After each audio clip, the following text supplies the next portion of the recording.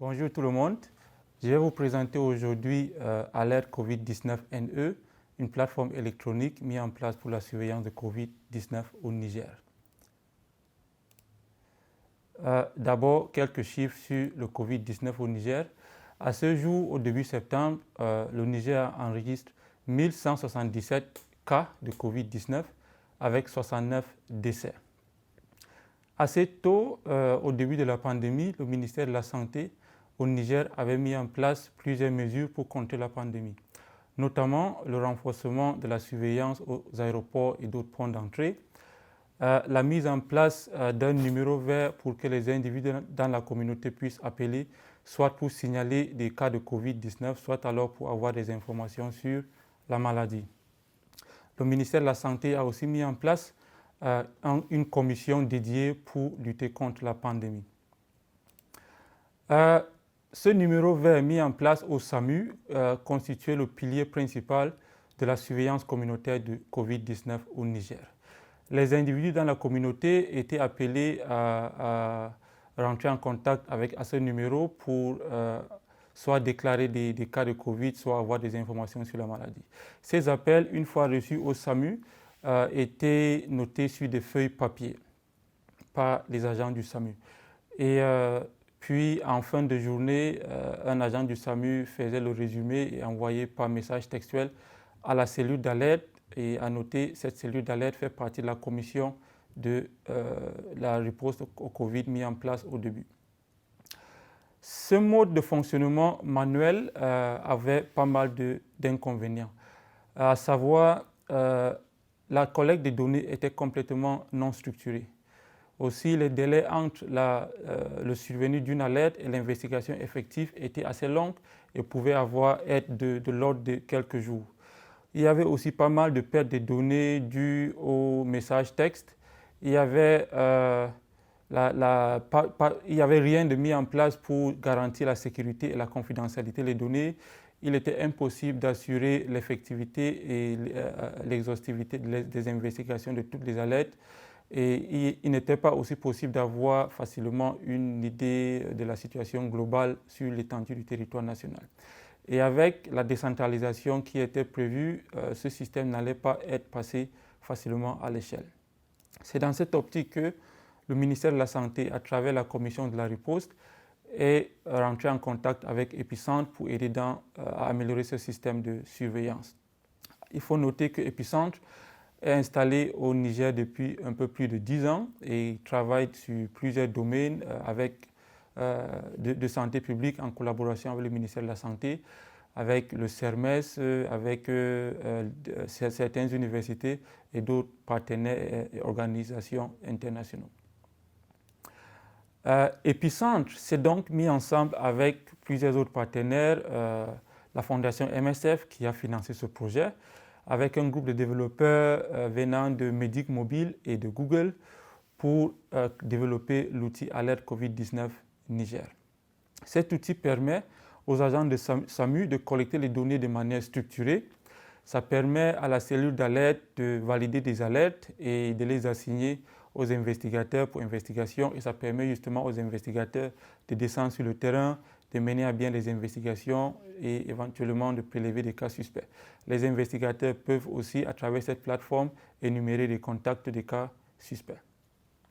Un tableau de bord est aussi mis à disposition de la commission et de la cellule d'alerte pour permettre de suivre l'effectivité et l'exhaustivité des investigations et pour donner une vue globale et générale sur la situation des alertes sur l'étendue du territoire national au Niger. Ce système présente plusieurs avantages. D'abord, l'équipe multidisciplinaire composée de personnels du ministère de la Santé, de personnels venant de Epicentre et de Médecins sans frontières avec leur expérience et expertise en épidémiologie et en surveillance, et aussi des développeurs venant de Medic Mobile et de Google qui font déjà pas mal d'autres outils dans le domaine de la santé publique à favoriser la mise en place rapide de ce système en pleine épidémie. La plateforme est assez flexible et taillée aux besoins de la surveillance au Niger. Elle s'adapte facilement aux changements et évolue assez rapidement. La plateforme aussi est facile à utiliser et ne nécessite pas du tout d'avoir une connexion Internet. Et le seul fait d'avoir un navigateur web suffit pour son utilisation. En dernier lieu, la plateforme interopère parfaitement avec d'autres plateformes et d'autres systèmes mis en place pour le suivi des contacts et des personnes confinées. Cet outil intègre aussi d'autres stratégies et d'autres petits outils pour garantir la sécurité et la confidentialité des données des utilisateurs.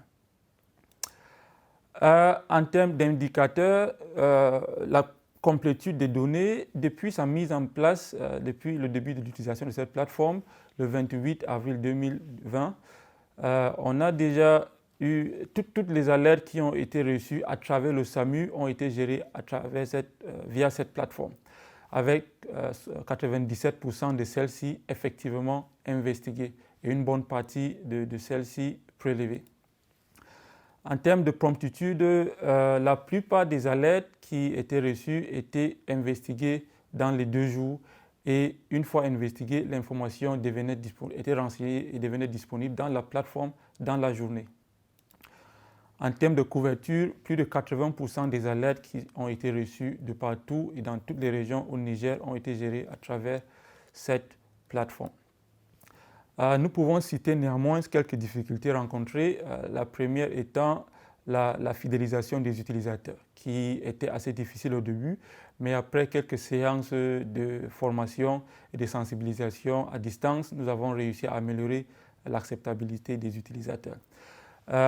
Aussi, l'utilisation de cette plateforme est assez limitée en région. Donc, avec certaines régions autres que Niamey, on a d'autres sources des alertes que le SAMU, ce qui fait que nous n'avons pas réussi à couvrir toutes les alertes des régions.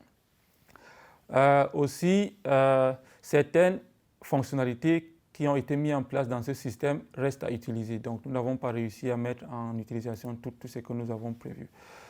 En conclusion, bien que nous ayons eu ces inconvénients, l'apport de ce système reste apparent.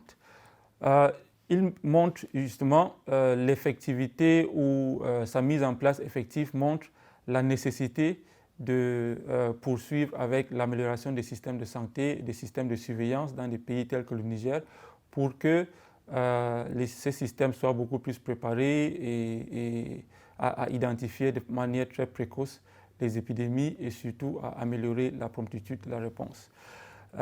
Nous avons aussi, à travers la mise en place de cette plateforme, montré la faisabilité de la mise en place d'un système de surveillance en pleine épidémie. Nous avons montré l'effectivité d'un partenariat tel que celui qui est mis en exergue dans ce projet et nous espérons que nous allons continuer à travailler avec le ministère dans ce sens. Justement, en guise de prochaines étapes, nous allons continuer à travailler avec le ministère pour lutter contre le Covid-19, mais aussi nous avons entamé la mise en place d'un système beaucoup plus large de surveillance qui intègre plusieurs autres maladies à potentiel épidémique. On peut citer notamment la méningite, le choléra et la rougeole. Nous allons en même temps continuer notre support au ministère de la Santé et nous allons nous concentrer justement sur support infrastructurel, support en termes de formation et support en ressources humaines. Merci beaucoup pour votre aimable attention et je suis disponible pour répondre aux éventuelles questions.